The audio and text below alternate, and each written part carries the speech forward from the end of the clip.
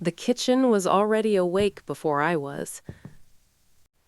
Soft sunlight slipped through the thin curtains and rested on the wooden table, turning the dust in the air into tiny floating stars.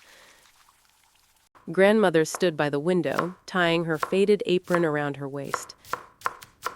The kettle hummed quietly on the stove, and the scent of rice washing in a bowl filled the room with something gentle and familiar. I rinsed my hands in the cool water and joined her at the counter. We worked without hurry. She sliced green onions with slow, careful movements, each tap of the knife sounding like a calm heartbeat against the cutting board. I peeled potatoes, their skins curling onto the newspaper spread across the table.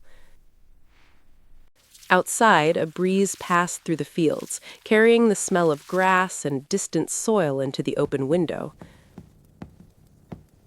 "Today, we make vegetable stew," she said softly, as if the morning itself were listening.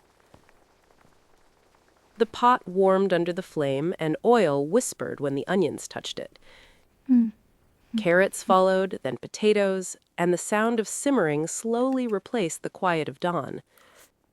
Steam rose in pale clouds, fogging the window and wrapping the kitchen in warmth.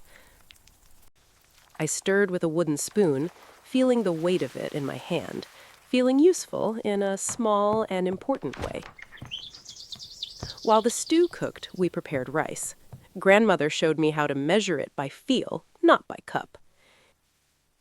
"You learn with your hands," she said. Her fingers were thin and steady, carrying years of memory in their movements. I watched closely, hoping one day my hands would remember the same way. A cat wandered in from the porch and curled itself near the stove. Its tail flicked lazily as the aroma of broth and herbs filled the room. The clock ticked gently on the wall, and every sound felt like part of a song. The bubbling pot, the rice washing in water, the wind brushing the bamboo outside. When the stew was ready, we set the table with mismatched bowls.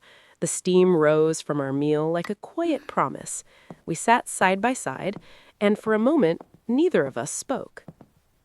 The first sip was warm and simple. It tasted like patience. It tasted like mornings that never rushed. After eating, we washed the dishes together. The water was warm against my hands, and the plates clinked softly as we placed them on the drying cloth. Sunlight had climbed higher now, filling the kitchen with gold. Grandmother opened the door so fresh air could wander in, carrying bird songs with it. We spent the afternoon preparing vegetables for tomorrow. Beans were trimmed, mushrooms brushed clean, and herbs tied into small bundles. She told me stories of her childhood while we worked, how she used to run barefoot through these same fields, how her mother taught her to cook by listening to the sound of the pot rather than watching the clock. Later, I brewed tea. The kettle sang again, and we sat on the wooden floor with our cups. Outside, clouds drifted slowly across a pale blue sky. The cat slept between us, rising and falling with each breath. Nothing extraordinary happened that day, and yet everything felt full. In the quiet countryside kitchen, with steam on the windows and warmth in our hands, time seemed to soften. I realized that these small hours, cutting vegetables, stirring soup, sharing tea, were the true stories I would carry with me. Not loud memories, but gentle ones.